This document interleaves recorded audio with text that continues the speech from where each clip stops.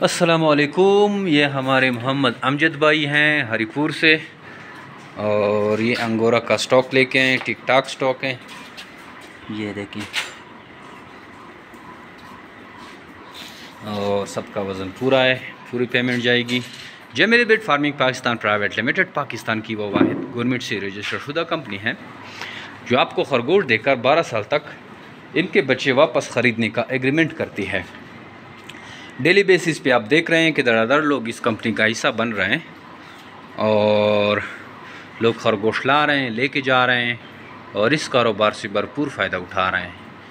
अगर आप इंटरेस्टेड हैं, हमारे जेमिली बिट फार्मिंग पाकिस्तान का हिस्सा बनना चाहते हैं, तो हमारे व्हाट्सएप नंबर 0300 2949494 पे व्हाट्सएप करें। आपको सारी मालूमात फार्मिंग की रिगार्डिंग भेज दी जाती है और आप हमारे कस्टमर से भी रब्ता कर सकते हैं, हमारे अमजद भाई से डायरेक्ट भी रब्ता कर सकते हैं। इनका फ़ोन नंबर मैं मेंशन कर देता हूं। तो आइए जेमिली बिट फार्मिंग पाकिस्तान का हिस्सा बने और आसान कारोबार का आगाज़ करें। थैंक यू, अस्सलाम।